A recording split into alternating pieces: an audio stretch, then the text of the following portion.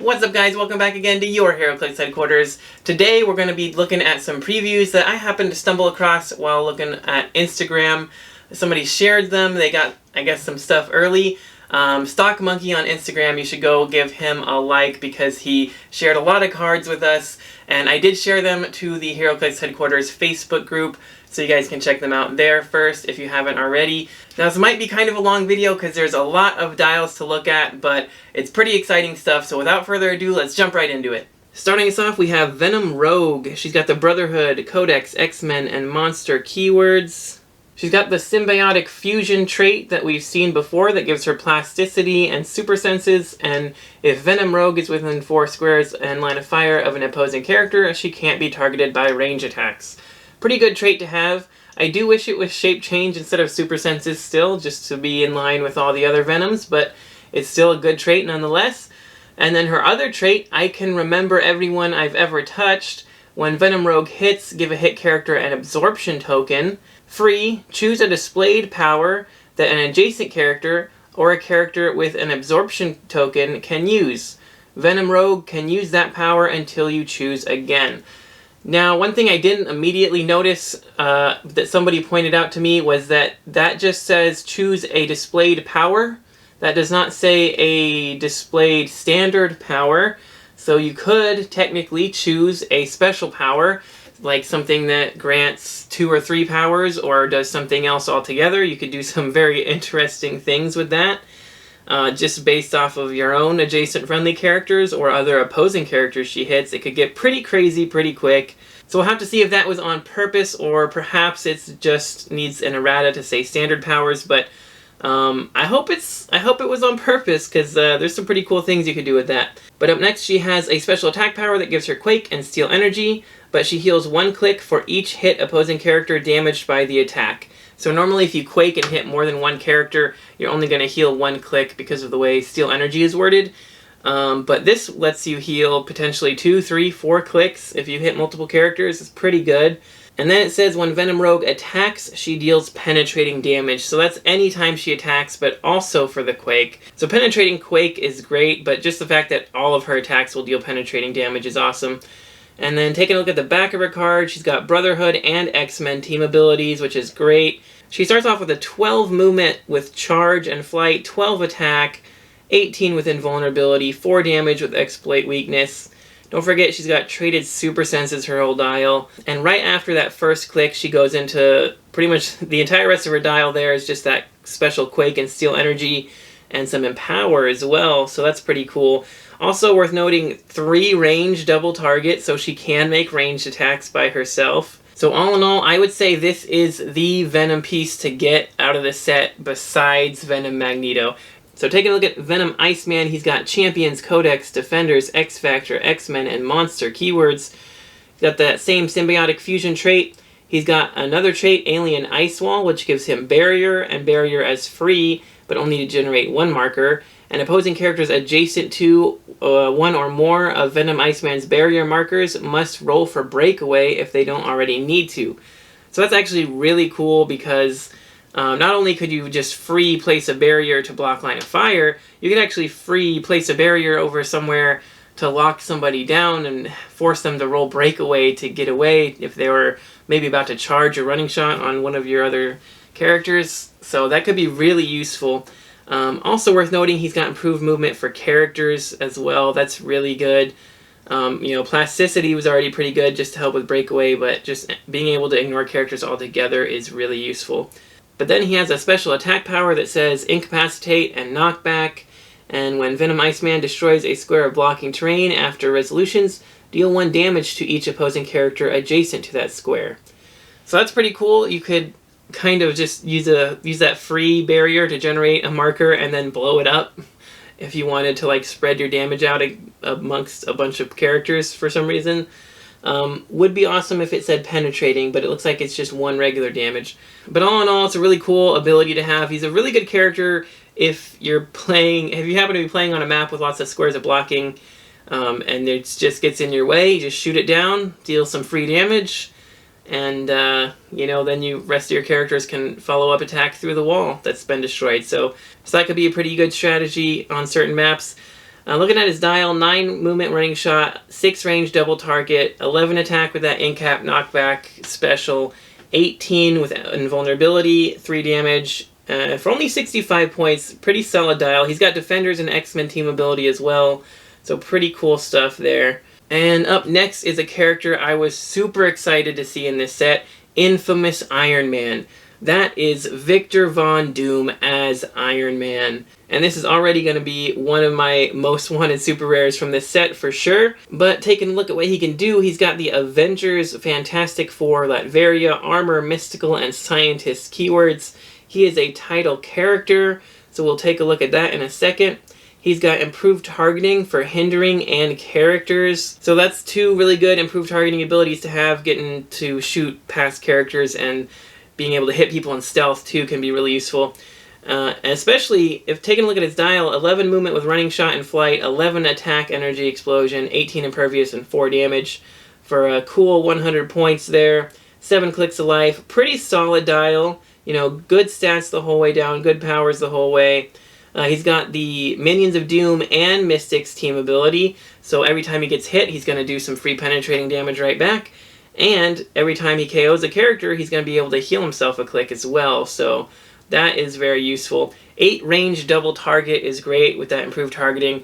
And that energy explosion, you know, could be really good with the improved targeting characters. I love improved targeting characters with energy explosion to be able to shoot like behind somebody else that's more in the middle of like a big group of characters.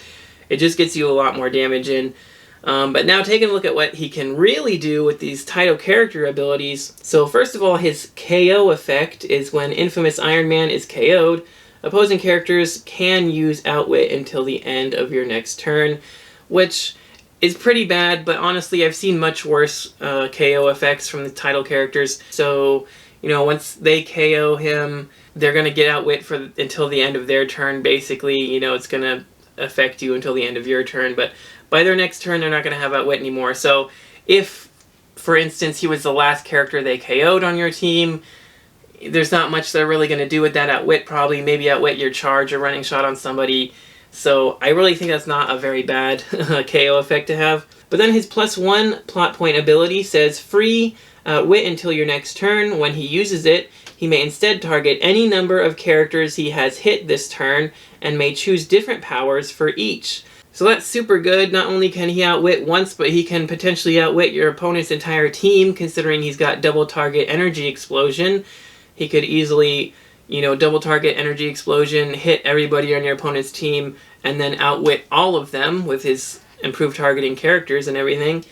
So that could be devastating by itself. And now it looks like he starts out with 1 plot point, so you could actually also use this -1 right away if you wanted to. And that -1 is free, make an attack with 4 targets. Hit targets are dealt a maximum of 1 damage. So being able to quadruple target is pretty awesome, even if you're just hitting them for 1. That's a free attack.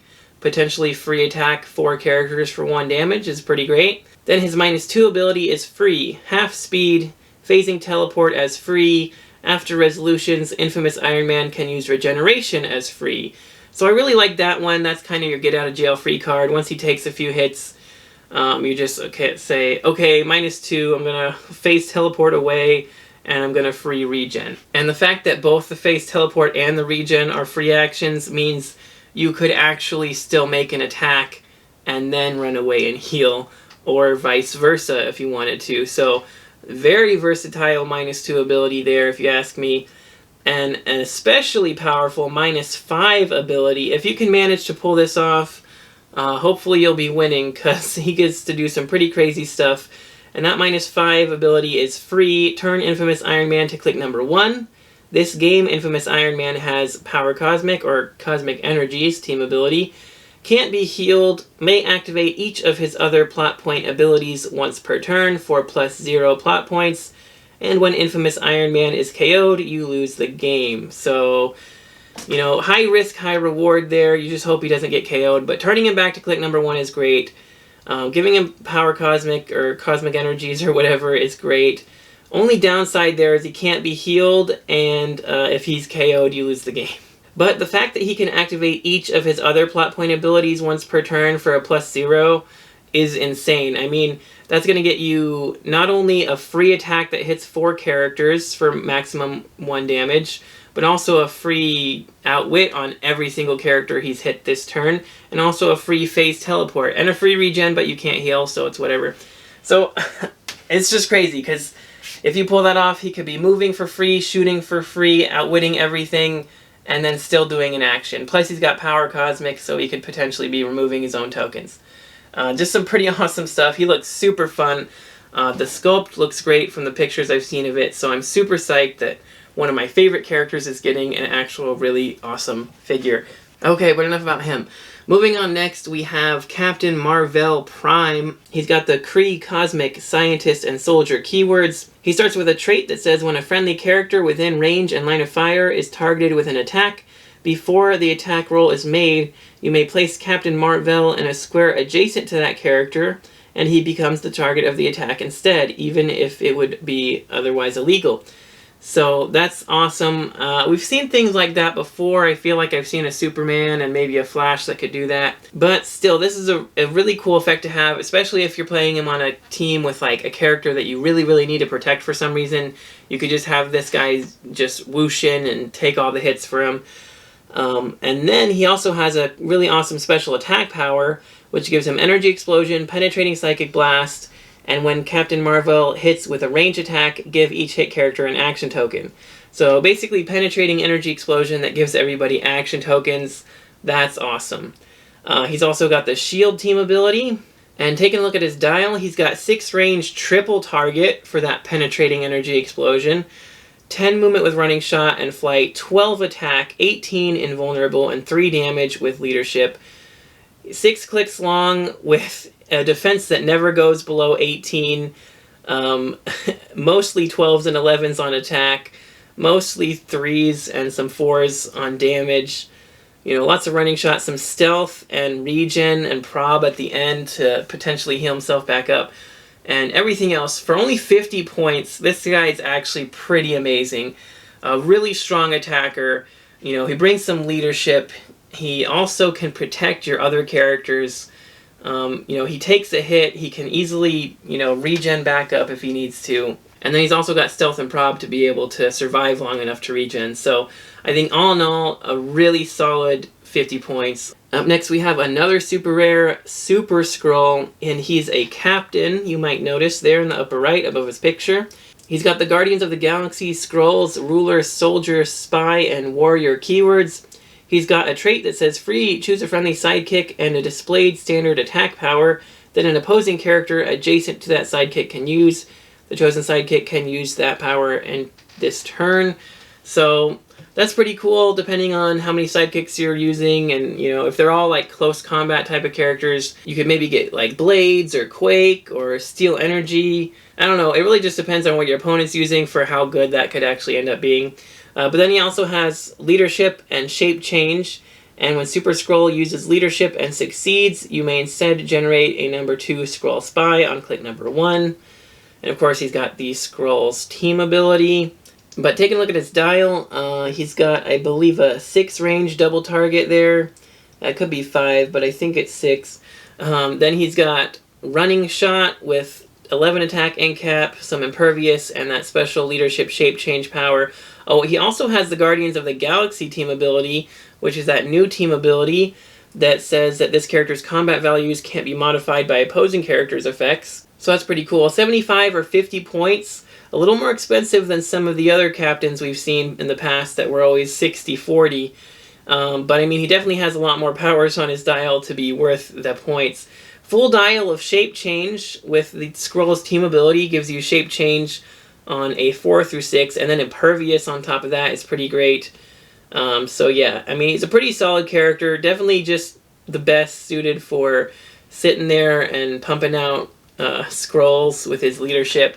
But he's definitely going to be annoying to deal with. I think I prefer the 50-point line and just banking on the 2 rollouts there with Impervious and the Shape Change, and just have him sit in the back and try to pump out more Skrulls. But the 75 is not bad either. Alright, and then next we have a look at some rare figures. Starting us off, Scarlet Witch. I've been waiting for a new Scarlet Witch for a while, and this one is pretty awesome. She has the Avengers, Brotherhood of Mutants, X-Men, Detective, and Mystical keywords. She got improved targeting for hindering terrain. She's unique, that's worth noting. She also has a rally die mechanic that is blue for friendly attack rolls with a 1. So whenever one of your friendly characters makes an attack roll and there's a 1 in it, you can place a die with a 1 on her card. And when an opposing character within range and line of fire makes an attack, you may remove Scarlet Witch's rally die and replace a die in the attack roll with it. You gotta love die replacements, and this one is a guaranteed 1 every single time. So if your opponent ever rolls something with a 1, they better watch out, because she can just swap the other one out, make it 2 1s, make it a crit miss, so she can cast her hexes on them and make them hurt themselves. Honestly, it's a pretty cool way to represent Scarlet Witch's powers, in my opinion, especially with a new mechanic like that. And then she also has a special damage power that gives her outwit and probability control. And she, of course, has Mystics and Avengers team ability. And looking at her dial, only 50 points for the prob and outwit, and potentially replacing the 1s from your rolls on your opponent's rolls. 6 range double target, some phase teleport, some TK, 18 defense with energy shield deflection is pretty good. And yeah, so pretty solid dial, got prob the whole time. She's definitely a very good support figure, but I'm just a little upset that it's just another support-centric Scarlet Witch. I'm hoping the Disney Plus set gives us a very powerful, like, movie version Scarlet Witch where she can just, you know, basically destroy Thanos. That's what I'm hoping to see, but this is a very, very solid support figure for sure. Next here we got SUNSPOT, who's got AIM, Avengers, New Mutants, X-Men, and Scientist keywords.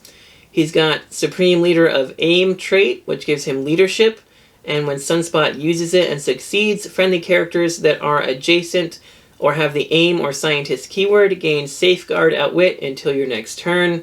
So that's really good. Leadership that can potentially give people Safeguard Outwit is awesome. That means they can't be targeted by Outwit at all. Then he's got a special defense power that gives him energy shield deflection, and when a friendly character that's adjacent or has the AIM or Scientist keyword would take 4 or more damage, they take 3 instead. So that's a pretty decent way of kind of like giving somebody toughness, but only if they were to take 4 or more damage. So, I mean, there's a lot of cheap little like Scientists and AIM characters that only have like 3 or 4 clicks of life, so it could end up saving them from just being one-shotted, which is pretty nice. And then taking a look at his dial here, he starts off, he's either 100 or 50 points. For 100, he's got some running shot, poison with 11 attack, 18 defense with that energy shield special, and 3 damage with probability control. And that prob control is going to make that 18 with energy shield pretty hard to hit. And then for 50 points, pretty much the same thing, just loses 1 on his attack and defense and a couple points on his movement. But he'll still be able to running shot for 4 at least. 6 range, flight of course, Avengers, X-Men team abilities there. He starts with outwit on the 50-point line instead of prob, that's worth noting. I like both start lines enough, you know, you get what you pay for there. Overall, pretty decent figure. Very good for AIM and Scientist themes, honestly. And then next we have Madam Hydra, who's got Hydra, Soldier, and Spy keywords. And she's got this follow-up trait that we've seen before with Rocket Raccoon. This one says follow-up free once per turn for all characters with a follow-up trait. Make an attack using Madam Hydra's printed combat values, but only to target a single character hit with an attack made by another friendly character with the Hydra keyword. So basically, if you have some other Hydra characters on your team, when one of them hits with an attack, she can then take a free action to make an attack against the same target. Honestly, I really like that follow-up trait, and I hope we see it on a lot more characters going forward, because it's pretty cool. That's just be able to make free attacks on somebody that already got hit. And then she's got a special on her damage power that gives her leadership and outwit. And she's of course got the Hydra team ability, and taking a look at her dial, she's got 6 range, 8 movement with stealth, 11 attack poison, 18 with combat reflexes, and 3 damage with that outwit and leadership special. And for only 45 points, she's got a solid 6 clicks of life there. So with stealth and combat reflexes, I always love that combo. 18 defense and that means they're going to have to get up close to hit you and have to hit a 20. And then if they do that, you're also going to have Outwit and Poison with an 11 attack, 3 damage to follow up with, and of course the follow-up trait to follow up with. So that makes her pretty deadly up close, and then, you know, she's got a 6 range to shoot from. She's got that between Leadership, Outwit, and the HYDRA team ability. She makes a great support figure to just carry around with you. All in all, a very solid 45 points, and really good for HYDRA teams, or even Soldier and Spy teams as well. Pretty great Madam Hydra there. Moving on next, we have Taskmaster, who has the Aim, Frightful 4, Hydra, Masters of Evil, Shield, Thunderbolts, Assassin, Martial Artist, and Soldier keywords. That's right, give him all the keywords, love it. He's got the Captain role tag there as well. Then his trait is free, choose a friendly sidekick and a displayed standard defense power that an opposing character adjacent to that sidekick can use. The chosen sidekick can use that power until your next turn. So very similar to the Super Skrull we took a look at earlier, but this time he's giving them the defense powers of the opposing characters they're adjacent to, instead of the attack powers, which is pretty cool. 75 or 50 points, running shot with an 11 attack, 18 energy shield deflection, and 3 damage with leadership, and a 6 range double target. And honestly, I'm probably playing the 50-point version of this guy every single time, because I mean, you're losing 1 damage, but everything else is the same. I mean, you're losing 3 clicks of life too, but yeah, 50 points just for that. Not too bad. And if he takes a hit, he goes to a higher attack with blades. He gets up to a 12 on his last click. He gets the Mastermind to stay protected. Now, that Mastermind would come in handy. I do wish he had a special leadership like the other ones where, you know, he could generate some type of character. Then that Mastermind would really come in handy, but all in all, he's not too bad. He's got Hydra and team player, team abilities as well. But I will say that I think I'm more of a fan of the starter set Taskmaster for 45 points. If you guys haven't already seen that, check that out. He's got a special that gives him like +3 attack if he attacks somebody with a special power. So he's pretty insane for 45 points. But this one's not bad. At least you can play him on a ton of different teams and give your sidekick some cool powers there. And then next we have Princess Veranke. Veranke? I don't know how you pronounce all the Skrull names, but she's got Skrulls, Ruler, and Spy keywords. She's got a trait that says free, choose a friendly sidekick, and a copyable team ability that an opposing character can use. The chosen sidekick can use the chosen team ability until your next turn. That could be really good depending on what team abilities your opponent is using, or totally useless if they're not playing any. So that really just depends on who you're going against at the time. But then she also has a special damage power with leadership, and when Princess Veranke uses it and succeeds, you may instead generate a number 2 Skrull Spy on click number 1. So again, just like Super Skrull, that special leadership. Now she does not have shape change in that power though. Super Skrull had shape change with his leadership. She does not. So she just has it from the team ability. But she does have some Mastermind, and being able to generate your own Mastermind fodder, like I just said with Taskmaster, is very useful, especially since she starts with it, with the leadership. And Stealth with a 10 attack penetrating blast for 2 damage, with a 5 range, not too bad. Definitely the kind of character you just want to sit in the back and have her pumping out Skrull Spies, and potentially giving them good team abilities as well. And then next we have a look at Magneto, another rare figure. His only keyword is Brotherhood of Mutants. He's got a rally die, a mechanic here. It says opposing attack rolls with a 5. Free, remove Magneto's rally die to destroy up to 5 walls or squares of blocking terrain within range. No line of fire needed for that, so I mean that's cool. If your opponent tries to barrier up a bunch, you could blow up all of it. If you're just playing on a really annoying map that has lots of blocking and walls, like King's Tomb comes to mind, you know, that he's a good character to play on a map like that, because you could just blow up a huge chunk of walls and shoot on through there. And then he also has traded knockback, which could be pretty useful. Now he's either 75 or 40 points. For 75, he's got the classic running shot, TK, invulnerability, and leadership combo that a lot of Magnetos have. 6 range double target and flight, of course. Brotherhood team ability as well. For 40 points, I also like him. He's got sidestep, energy explosion, barrier, and outwit. So he's a little bit more of a support piece with the barrier and outwit. But I'll be honest, that's a decent dial for 40 points. Not amazing, but it's just really hard to be impressed by a Magneto right now, especially a 40-point Magneto, after we just got the amazing 40-point Magneto in Rise and Fall that lets you switch out your team, gives people energy shield deflection, has leadership, blah blah blah, does it all. So yeah, not bad, but I don't think it's on the level of the last one we saw. Which is kind of sad when you think about that, because this one is a rare and that one was only an uncommon. But moving on, next we have Black Panther. He has the Wakanda Ruler and Warrior keywords, and I'll just say right now that I wish he had Avengers, but he doesn't, so oh well. He's got Improved Movement Elevated Terrain, which is usually pretty useful. And then he's got this awesome Recruiter trait. Now, we've seen this Recruiter trait before. They previewed it on a Thor figure coming out in the upcoming War of the Realms set. I did not think we were getting any of the Recruiter characters in this set, but it looks like we're getting at least one with Black Panther. And now this says, Power, choose a character with the Wakanda keyword in your KO area that hasn't been chosen for or generated by a Recruiter effect.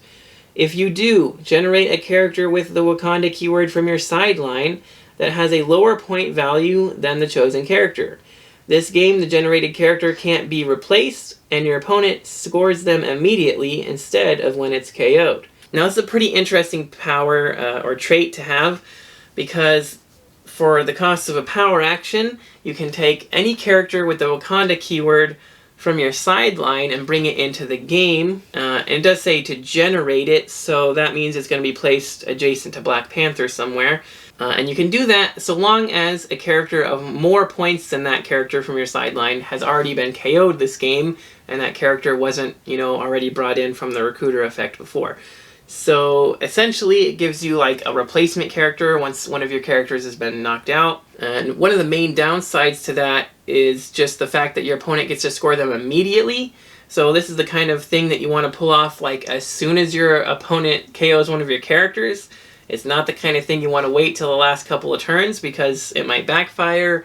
You might not be able to use that character to really do anything. You might just be basically handing your opponent free points. But if you use this earlier on, like as soon as you've taken your first loss, you could just, if you have enough characters on your sideline for different situations, you could just bring in whatever silver bullet you might need at the time to just help you in whatever situation you're in. Which, I mean, Wakanda doesn't have a ton of characters, so definitely going to be a little bit harder to pull it off with Wakanda. The Thor we saw had it for Asgardians, which, same kind of problem. There's plenty of Asgardians, but not that many. So it's not like you're going to have just the right one for just the right situation. And even then, if you have them on your sideline or not. So it's a very interesting mechanic, very fun mechanic it looks like, because it just lets you bring in more characters to play with. Yet to be seen if it'll actually make any type of impact on the meta. I'm not sure. It's going to take one of those characters that has a really good keyword to use it with a lot of options like X-Men or Avengers or something. So that's a wait and see, but it's a pretty cool mechanic so far. Anyway, moving on, he has a special defense power that gives him super senses, and when Black Panther uses it and succeeds after resolutions, deal an adjacent opposing character 1 penetrating damage. I love that. That's a lot like the classic, you know, dodge, block, counterattack type of thing that was in like Assassin's Creed games and like Batman Arkham Asylum and that kind of stuff. So that's a really fun effect to have. Now looking at his dial, really solid dial by itself for 60 points. 10 movement charge. He's got 4 range too, 11 attack with blades, 18 with that super senses special, and 3 damage with leadership, and like 7 clicks of health, so pretty good dial length there. I feel like he's missing some stealth, but if he had a little bit of stealth or something, he'd be like just a great Black Panther by himself, and then just the Recruiter mechanic would be extra. So I think overall he's a pretty good Black Panther. Alright, so that was a lot of stuff to look through. If you guys haven't already watched the Scott Porter unboxings, I'd go ahead and watch those. There was some more stuff in these previews that I just talked about that was already in the Scott Porter unboxing, so I just didn't really talk about it because we've already seen it. But yeah, if you guys haven't, make sure you go check out those Scott Porter unboxings, because between that and all of my other first look videos, we've got basically the whole set spoiled now at this point, and I'm really just waiting for the set to come out. It's supposed to release the 15th, so we will see if that happens. I hope it does. And there's also supposed to be pre-releases on the 8th, so we'll see if that happens as well. I hope it does. I think some things are finally starting to get their shipments going, so fingers crossed that that happens. Anyway, if you guys enjoyed this video, make sure you smash that like button for me. It does help out a lot. Let me know in the comments all your thoughts and opinions on all of these figures and everything else about this set and what you hope to see from it that you haven't seen yet. And of course, don't forget to click that subscribe button so you don't miss any future videos. And if you guys would like to help support the channel even more, you can check the links in the description for our Patreon so you can see your name here in the credits with all of our other awesome supporters. But that's going to do it for this video. Thank you guys so much for watching, especially if you stayed through the whole thing. And until next time, this has been Heroclix Headquarters, signing off.